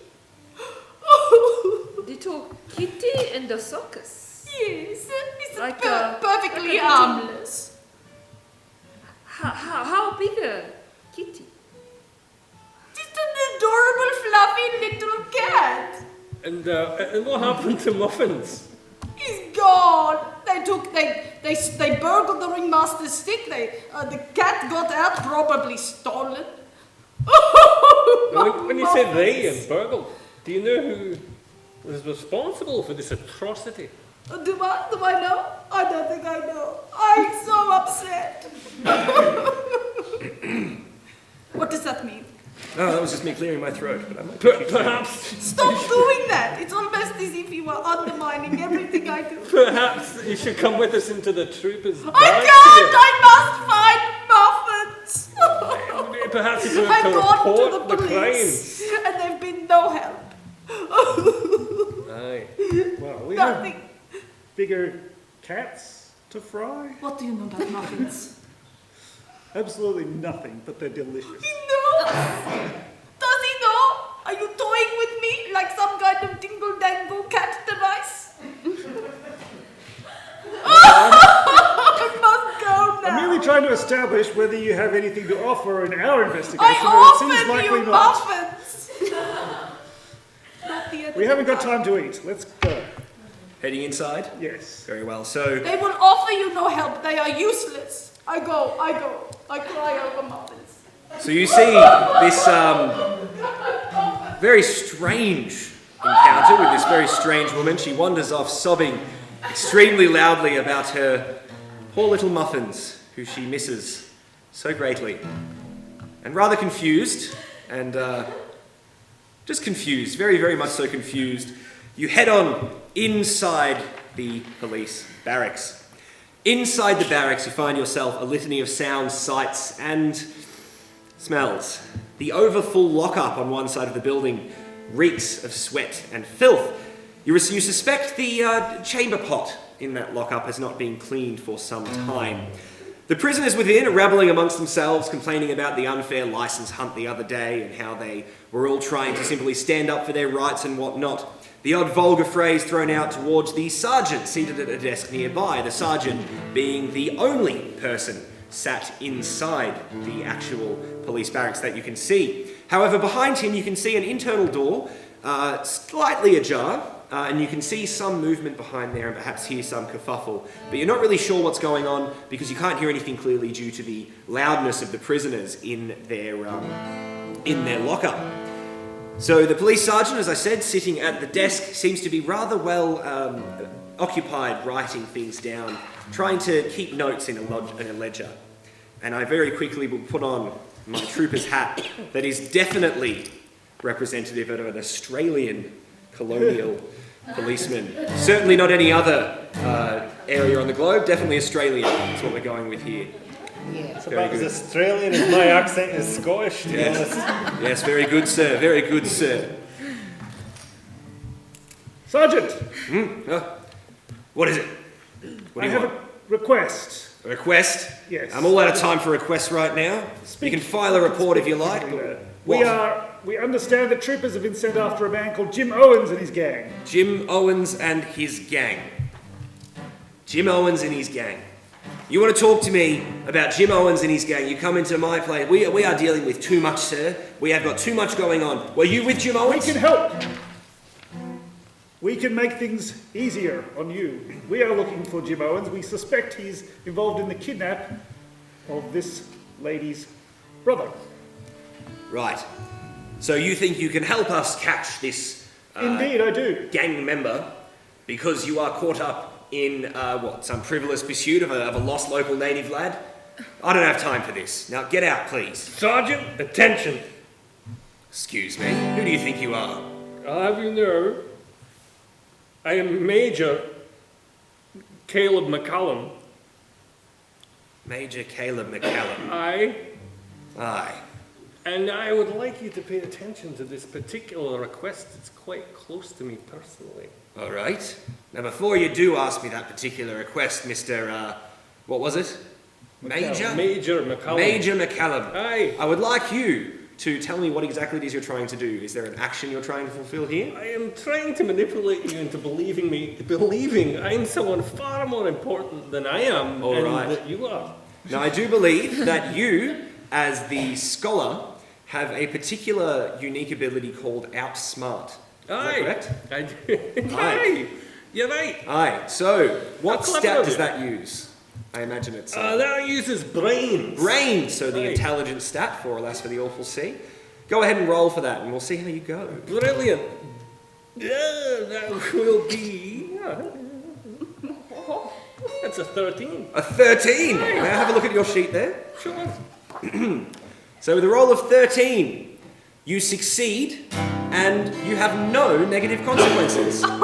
So, continue your manipulation with the confidence that Sergeant Price of the Ballarat Constabulary will believe every single word you say. Magnificent. Yes, I do remember Major McCallum from the local, Melbourne, isn't it? Yes, sir. He straightens up his books and desk. Rather embarrassed, he straightens himself up. Sorry about the shabbiness of my dress. We have to look after it ourselves, and it's been very busy lately, as I'm sure you can tell. How can I help you, Major? Well, I had been coming to Ballarat to perform an inspection. An inspection? And perhaps to offer this bottle of rum should the inspection be good. A bottle of rum, sir? But it's not great. So I think I might keep the bottle to myself, if that's all right. Well, lads could certainly use the morale boost of a bottle of rum to share around, sir. But tell me, what was it you're going to inspect? If it's the lockup, the only reason that chamber pot hasn't been cleaned. Well, that's not particularly important right now. On the road from Melbourne, I heard tell of a gang. A gang? Of ruffians. Well, the Owens gang you were mentioning? Aye. Oh, I didn't realise you were working with this fellow as a mercenary, perhaps? So, never mind. Yes, this gang, the Owens gang. The relationship is not important right now. Save that with a young man that they appear to have captured against his will. Yes, I tell you what, sir. Perhaps you should speak to, perhaps you could speak to Constable Bowen. But unfortunately, he's not in a very good state right now. He's just through the room here. Why would I speak to Constable Bowen? Give me some information I can use. Well, because, sir, I actually just yesterday sent Constable Bowen and one of his colleagues out to find the Owens gang. But, only Bowen returned, and he's quite insensible, sir, is what I'm trying to say. Maybe you can get something useful out of him. Well, we shall certainly try. Right, sorry for any confusion there, sir. I'm going to, I'll just tell you to head on in here. And he turns around and he opens the door behind him. And you actually can see that the movement you noticed was a young lady in quite clearly a nurse's apparel with some blood stains upon her dress, and another trooper standing over a third trooper who has been, he's wearing a trooper's uniform, but it's quite severely slashed, and there is quite a lot of blood. He's not actively bleeding anymore, they have stemmed the bleeding, but he is clearly in an immense amount of pain, and the shock and the trauma that he's been through has left him quite insensible, as he has been described. He's thrashing about upon the ground, screaming, and all you can hear him saying is, the beast, the horrible beast, that creature, it's horrible, its eyes, its glowing eyes, its eyes. But more interestingly, before we get into this, you recognise Constable Bowen. You have met him once before, upon your first arrival to Ballarat.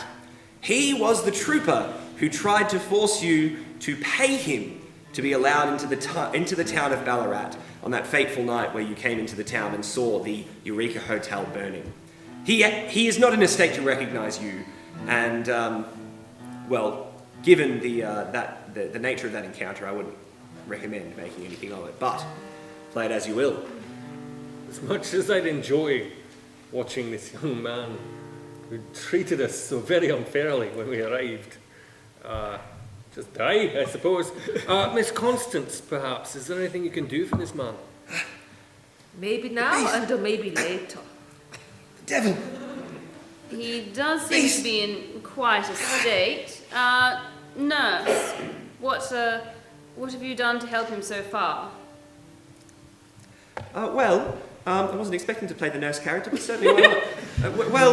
I've tried applying some sort of pain-killing tinctures, but I've never had to heal anybody this severely injured before. I'm not sure I can bring him back from the brink of death, let alone have him able to talk to you. Well, I do have some knowledge of plants and herbs, particularly acquired in the last couple of months. Do you think you might be amenable to letting me attempt to treat the man? The beast! The devil! Well, nothing I'm doing seems to be working, so please, by all means. And I would like to attempt to, get him to regain some level of sanity. Very good. Now you, as the surgeon or the healer, have an ability called a surgeon's work, which is quite simply an attempt to heal. So go ahead and roll for that one. And do you have any particular goods or items on your person that you're aware of that might give you a little bit of a bonus to this one? I think I might still have some opium from our very interesting voyage over to the colony. Yes, you did manage to get some of the highest quality opium that the bosun was swindling and selling to the other people on board the ship when you arrived here in the colonies, which the bosun didn't do very well over that. So anyway, by all means, give yourself an extra +1 for that. Not great. With the +1, that takes us to a grand total of 7. 7 is a partial success. You have scraped You have scraped a partial success. So, you apply some of this opium through ways that only you possibly could understand, mixing it with local herbs and things that could be considered poisons by most people, but through your extensive knowledge of poisons. I definitely consider poisons. Yes. You have managed to do just enough to Constable Bowen to make him sensible enough to answer maybe a couple of questions. He seems to calm down, he's shuddering and he's shaking about slows, and he says, the monster, its claws, the monster, the devil. Well, where am I? You're safe. Safe? What? Where? Safe in your barracks. What? My barracks? Clay, where's Clay? Constable Clay, where? You were the only one to return. The beast. The beast, don't go. Don't go to Devil's Kitchen. Stay far, far away from Devil's Kitchen. That beast is horrible, horrible creature. You couldn't see it, its claws. So that we know where to stay away from. Where is Devil's Kitchen exactly? It's north of Piggereet. Don't go there. Stay away from Devil's Kitchen. Stay away from that bush. The monster. Why? They call it a bunyip, but no. No, I've never heard it. It's horrible. Its eyes. It's glowing yellow eyes. Why were you to the north of Piggereet? I thought you were chasing Jim Owens, weren't you? Owens! He and his gang, they thought the beast would protect their gold, but they were wrong. They were wrong. Killed them all. Killed Clay. Nearly killed me. I got on my horse and I don't remember, but it must have carried me back home. Killed them all, you say? How many died? I think all of them, I don't know. There was Owens and his brother, and there was the big Scottish fellow, and that little blonde man, and that little black lad. The tall one, young. What happened to him? I don't know, but surely he's dead, that beast. Horrible, horrible thing. So you did not see the bodies? I don't see how they could possibly have escaped. What could you see about the beast, apart from the glowing yellow eyes? It was dark. Horrible matted black fur, glowing yellow eyes, and the claws. Such great claws I've never seen before. You mean to save these people? I don't think it can be done. Well, I think that we don't have much time. We should investigate Piggereet as soon as possible. Yes. Your brother might still be alive, but in danger. If you want to go to Devil's Kitchen, God be with you. We found the camp after a day's searching. It was head towards Piggereet along the main road there. And after 3-4 hours, there's a fork in the road. And you'll see a fallen gum tree, and it points west off the road. Follow it. Follow it due west for an hour. Beware the beast. Beware that beast. And he falls, lapses into unconsciousness. You think he'll make it with your experience of treating people with severe injuries. You think he'll make it, but he's no longer any use to you. Sergeant Price watches in complete amazement. Well, I must say, Major, you certainly have got a very talented crew with you, sir. Special forces from Melbourne, I imagine. Aye. Aye. Well, as you can see, we have the finest crew here working. A very brave young lad, this Bowen, and very brave was that Clay. And the loss of that Clay, I will say, has made quite an injury upon the morale of our men. So, if you would see yourself clear to leaving that bottle of rum, sir, we'd really appreciate it. I'll be taking the bottle with me. And one more thing. Far from fine, this man is quite clearly insane. Talk of monsters and such. Strip him immediately of his rank, and we'll be on our way. After such a... Of course, sir, Major. Once he's made a full recovery, I'll inform of his lack of job, sir. Given the suspected danger of this situation, Major, don't you think you should ask for a couple of rifles for our... Yes, of course. You, sir, I imagine you're well versed in firearms, sir. Special Agent Burr, that's an excellent idea. Yes. I'm glad I thought of it. Very good. Well, I'll pass you my very own two-band carbine, sir. He rushes out and comes back and passes you a rifle and a pouch full of ammunition. This is wonderful. Very Special good, Agent Burr, I have no idea how to use this. You should probably keep hold of it. I will say, though, folks, it is going to be dark soon, so if you're going to make it out to Piggereat early, given you are... I imagine you came on horseback, sir? No, but I did see some horses outside, Sergeant. We'll be commandeering those. Oh, well, actually, that's my horse, sir, is it? We'll be commandeering those, Sergeant. Very well, sir, yes. As you say, sir. And he instructs you to take... There is 5 horses outside, and yes, there are 5 of you. 5 horses hitched up at the drinking trough outside. You can saddle them up. In fact, they are already saddled up. You'll be fine, Miss Constance. I'm sure it won't happen again. Now, for those of you that don't remember, Mrs. Constance Wendell had some trouble in our last adventure, staying astride her horse. We'll see how that manages. So, or aboard, in the if I effort... recall. Yes, well... In the effort of brevity, we shall say you exit the police barracks, you hop astride, with some help for the ladies, you hop astride the horses, and you start heading on your way out towards Piggereat. I will make everybody, including yourself, Mom, roll your 2 dice for a balance check. Oh, no! Did anybody not... Okay, hands up who got 7 or more. Okay, Caleb, you pull yourself, so everybody else seems to have no problem getting on their horses and starting to trot away slowly. Caleb, as you have got the carbine slung over your shoulder, you tug yourself onto the horseback and immediately overcompensate for the weight of the carbine and slide immediately off and fall in a crumpled heap upon the ground. Aye. You, Reason being, just in case it wasn't clear, I rolled 2. Mary Cameron, you didn't do too badly. You quite simply have not ridden horses a great deal before, so you do manage to stay astride it, but you don't really seem very comfortable in the saddle. No. Caleb, roll balance again. Give us another go. Hey, I'll do that. Sure, that's fine. Much better. Still rather uncomfortably and with quite a few new bruises. In fact, I will get you to mark down that you took 1 point of damage from that rather heavy fall. That's quite cruel of you. Just keep track of it. We're near the end anyway. And you very embarrassedly head out towards Piggereat.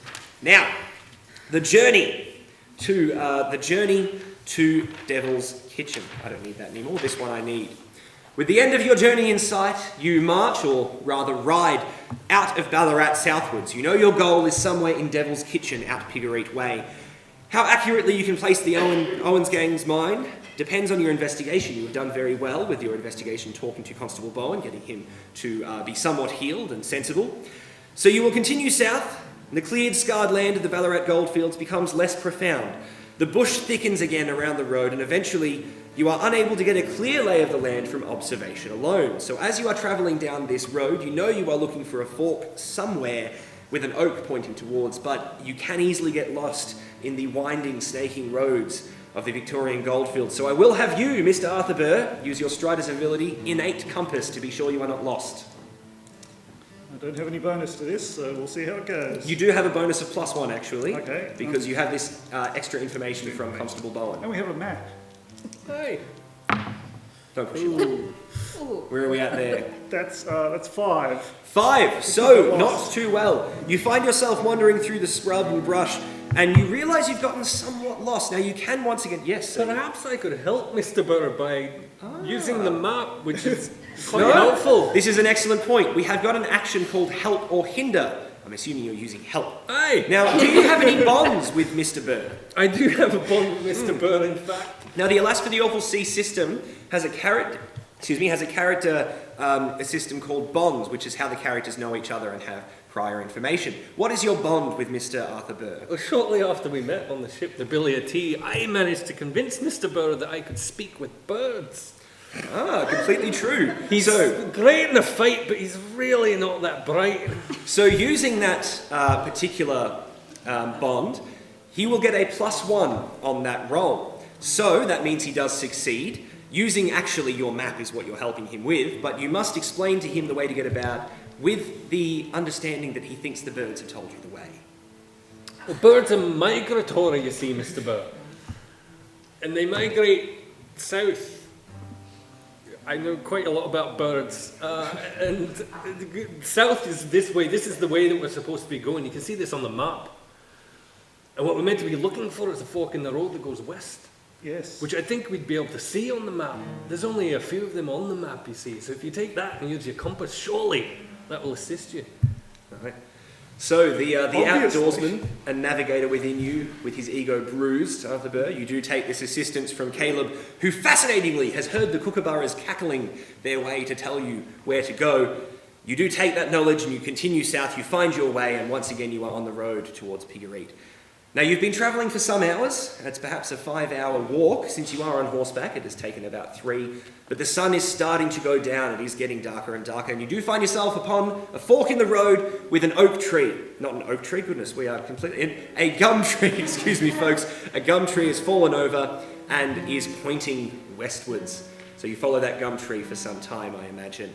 Now you continue to go that way, the sun continues to go down, and you soon enough find yourselves walking through the scrub getting so thick that you must jump off your horses, tying them to a tree, I imagine, to make sure they don't wander off, and push yourself through the scrub. Get everyone to roll brawn, or perhaps a different stat might work, brawn or balance.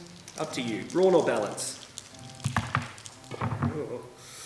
Okay, if you rolled 6 or below, note that you take 1 point of damage from being whipped in the face by trees and scrubs and thorned bushes. I'm not in really good shape at all at this point. Aye, so you've taken 2 points of damage, which means you're pretty poorly off. You only have 4 hit points in this game.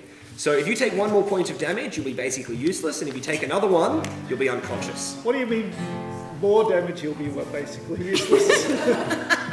Very good, sir. I feel that's a bit unkind. Finally, cuts, scrapes and bruises notwithstanding, you break yourself through the dense scrub through the overgrown pathway into a large clearing with a small doorway-sized mouth to a mine dug into the side of what you can see as a tall, sheer cliff. There is a camp near the mine's entrance with a fire pit surrounded by 5 crude wooden stools, various pots, pans, plates and utensils scattered around on a large pile of firewood. 2 large tents have been pitched by the fire pit opposite the mine. By the mouth of the mine, there can be seen a thick rope tied around a sturdy tree stump. The rope has been severed, seemingly by some rough means. Upon moving closer, you can hear a low, rumbling growl from within the mine. And then you see, in the last shine of the twilight sun, a sticky red trail leading out of the mine and behind the largest tent, where you see upon the ground the shredded and bloody remains of a tall, dark-haired man with greasy long hair and a thick beard, Don't look, clutching ladies. at his gut. Don't look, ladies. You believe this is Jim Owens, the leader of the gang.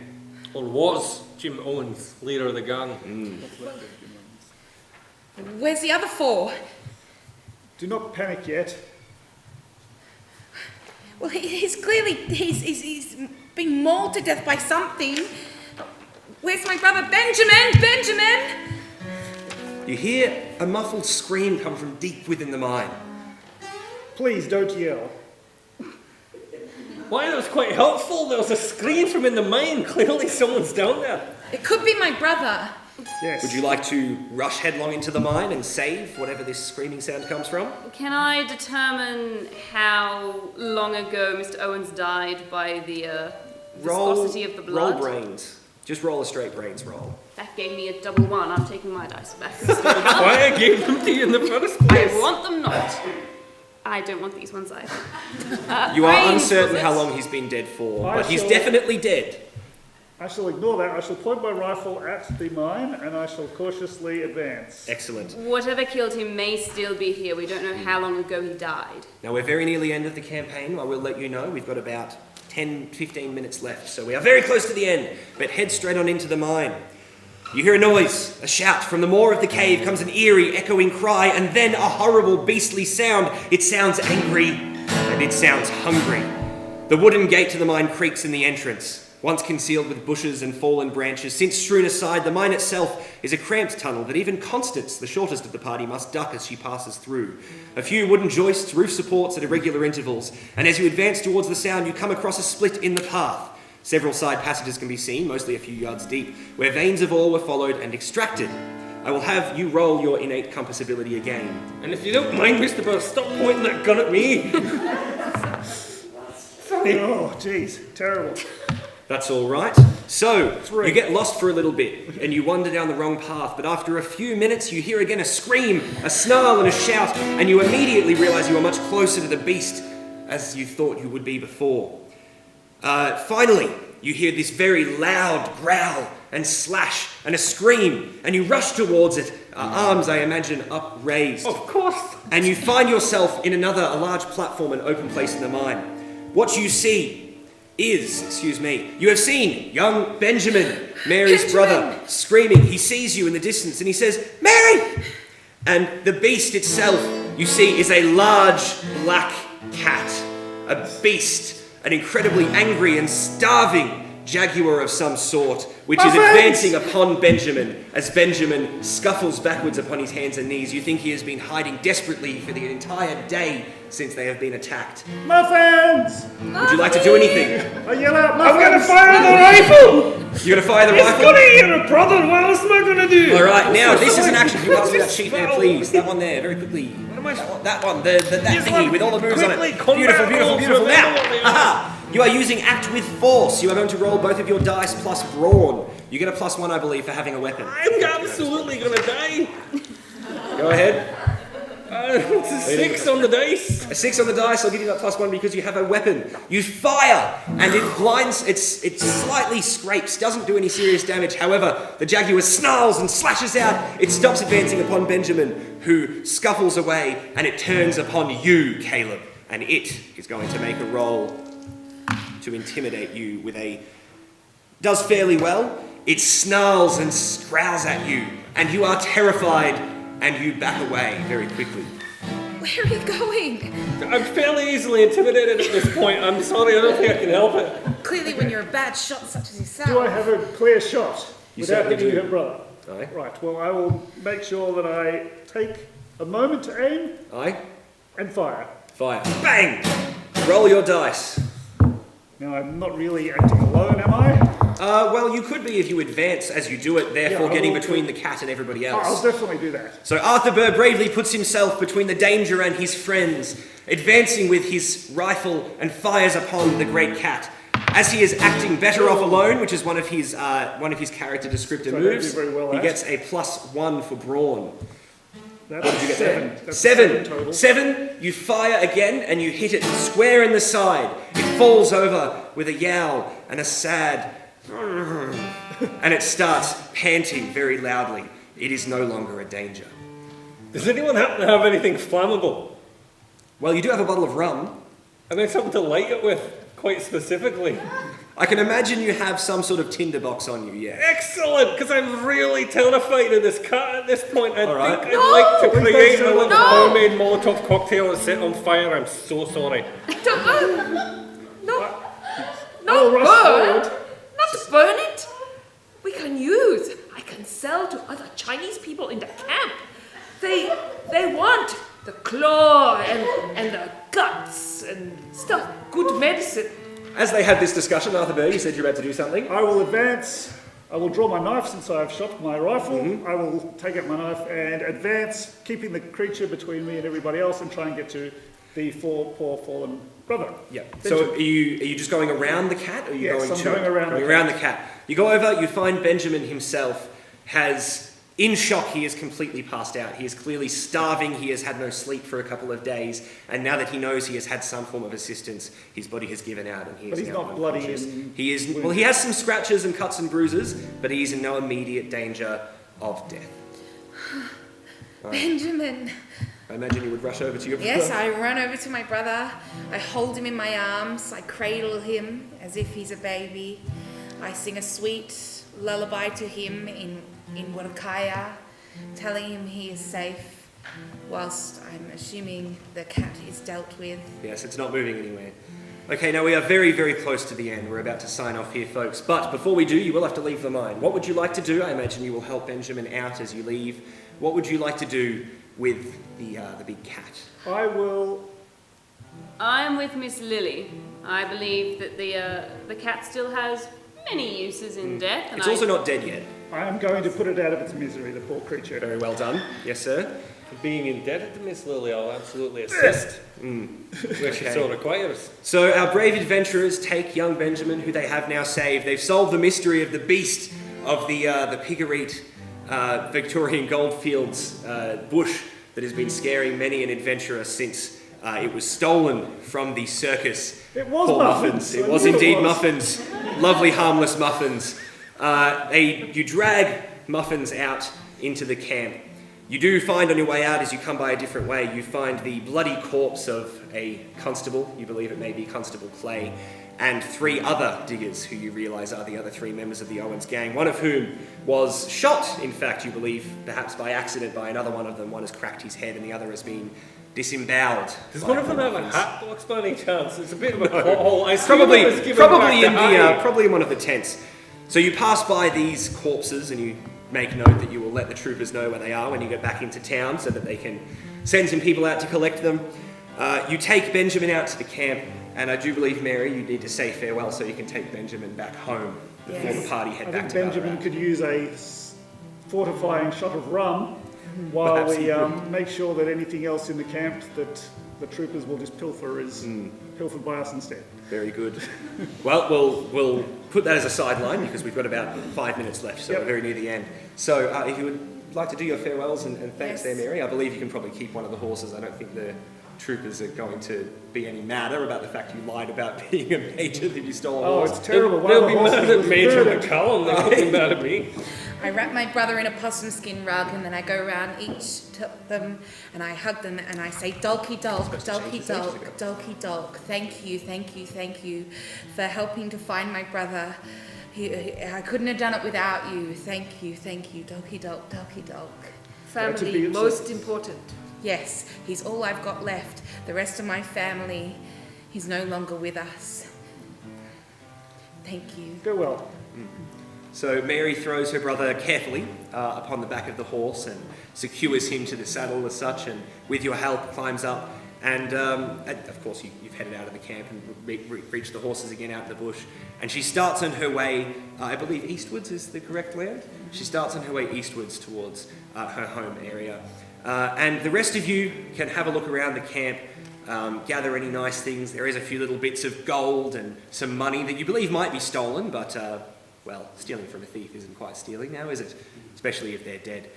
And that, ladies and gentlemen, does reach the end of our second part of Journey to the Southern Cross, What Lies Beneath. Again, What Lies Below? I believe I've been a bit of a mess with that one. What Lies Below, thank you very much for joining us for our wonderful adventurous party as they have solved this mystery, and we will play you out with our wonderful musician, Bruce, who has played along with us as well. Thank you very much, everybody.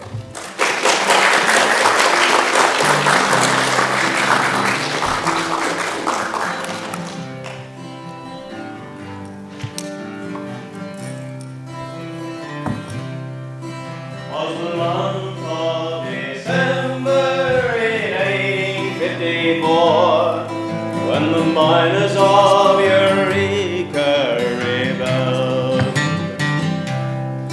and they swore that the flag they had made for themselves ever proudly aloft would be held. The miners took arms in the stockade that day. Bold word was passed from mouth to mouth. We will stand by this flag and the stars that it bears, bright stars of the cross of the South. Captain Thomas, he charged the Eureka stockade, 300 troopers by his side. Fire and steel met them as they fell back again, but but the finest of the miners had died. The smoke from the battle had scarce passed away when the soldiers came charging down once more. The miners were slaughtered as they stood around the flag that fell from the wounds they bore.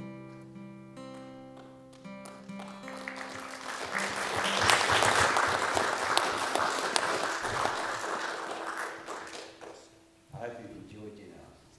Thank you very much, everybody. And just before you do leave, I would like to thank again Mr Crud Dice. Grab a business card on the way out if you'd like some custom dice made from a local creator.